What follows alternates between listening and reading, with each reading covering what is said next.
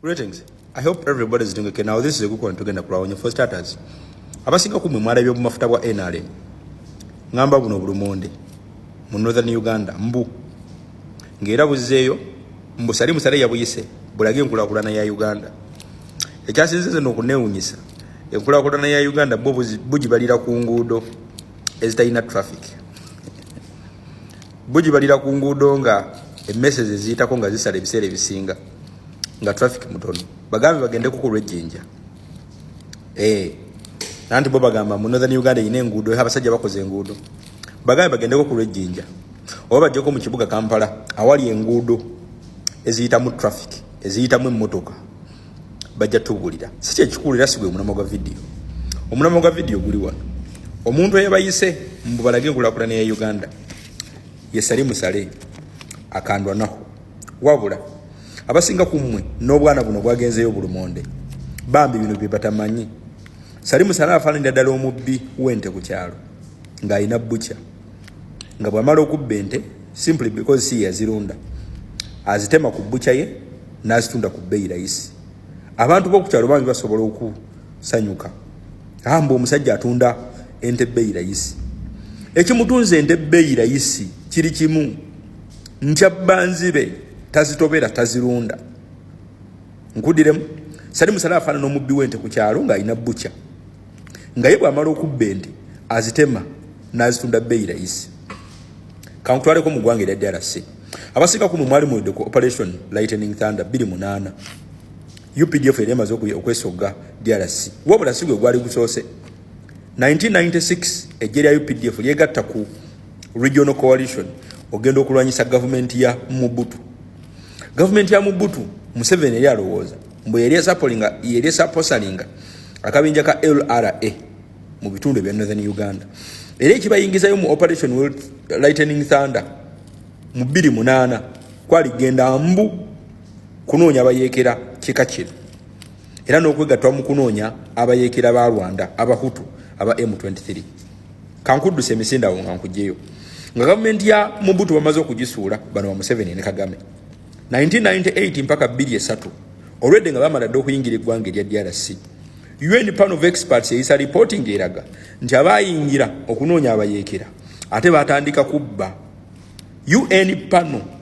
ekikolwa kya Salim Saleh ne babbi banne mu ggwanga erya DRC bakituuma military entrepreneurialization bano baali bafudde olutalo ebyenfuna nga bo kye bakola kyakubba mumanya UN panel gye yanokolayo mwalimu Otafire Jovia akandwa nako ngono mukyala wa Salim Saleh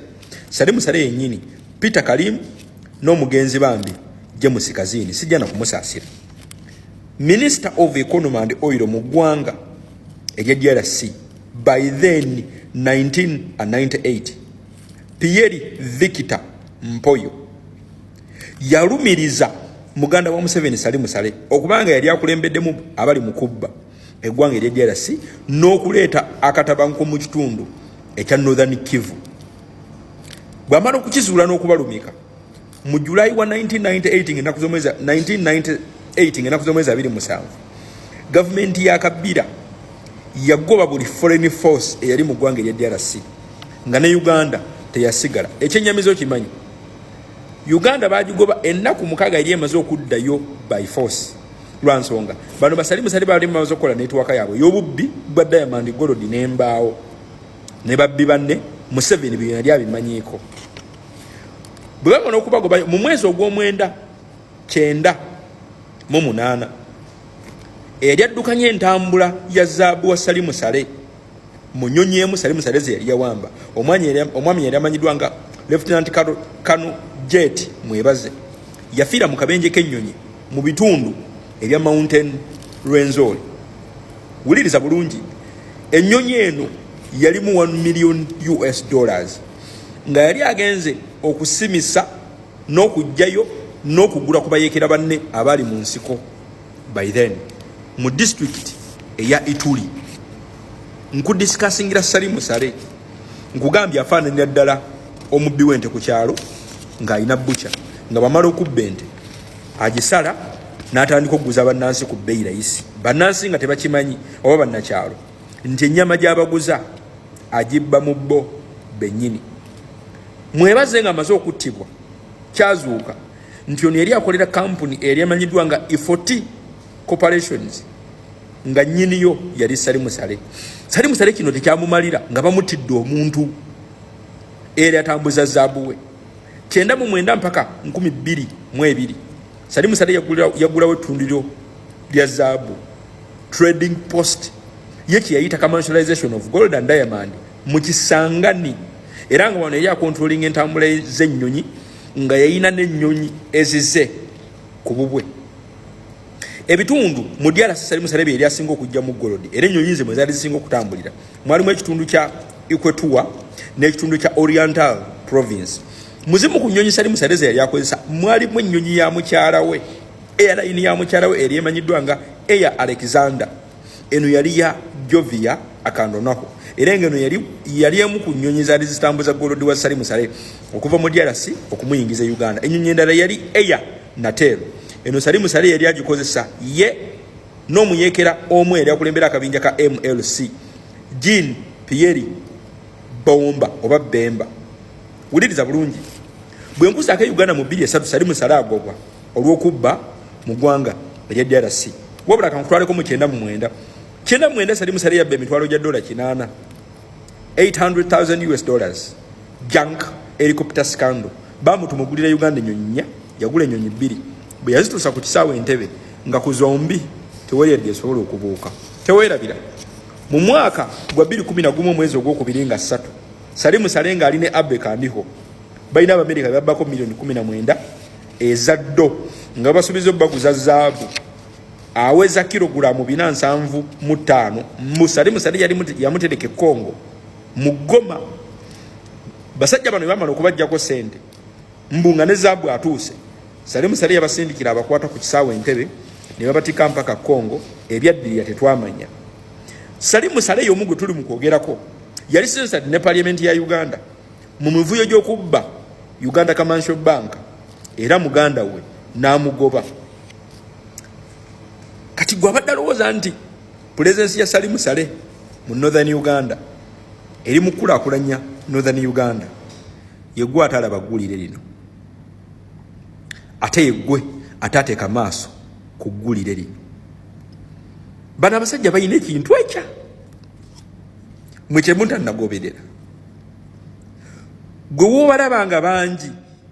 buli district mwobalabanga bangi e Uganda awo naddala okuva mu 2000 mpaka olunaku olwaleero ye district nga yamappingibwa nti eriko ekyobugagga ekyomu ttaka. Wulira ebigambo bino bw'osoma eggulire lino Nakasongola yemu ku district gye bazuulamu enzizi empya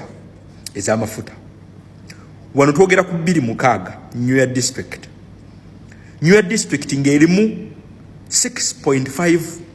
billion barrels of oil on Northern Uganda. Ladies and gentlemen, kyonna kyolaba Salim Saleh kyali mu kukola afaananira ddala omuntu alidde enkoko bwe wasigaddewo entwingiri n'agibateera ebbali. Wuliriza ebigambo bino bwe bakuleetera ekintu nga kyalayisi nga Salim Saleh yakireese gwe omwana owa mu Northern Uganda kigule. For now amawulire amalungi gali gamu nti tebalina kye bagenda kudduka nakyo. Nkuddiremu amawulire amalungi gali aga nti tugenda kubatwala emisinde tewalina kye bagenda kutwala. Gwe ayagala okumanya ebyobugagga by'omu ttaka byonna we biri we bitudde Uganda awo tugenda bireeta mu vidiyo eddako wabula ojja kukizuula nti ebitundu byonna bingenda okusoma bakwata abantu baabwe ne babasenzaako. Tekikwewuunyisa lwaki abalaalo baatikka ente okuzijja mu Western Uganda ne baziteeka ku mmotoka ne bazambusa mu Northern Uganda. Tekikwewuunyisa ensonga eri emu, ensonga bagiyita yo weeri wabula teweerabira bo bategeera kino nti kyekiri mu Northern Uganda. Kati gwe kyonna kyolaba Saleh akola mu Northern Uganda ekikulu 2026 Londa His Excellency Robert Kyagulanyi Sentamu salute.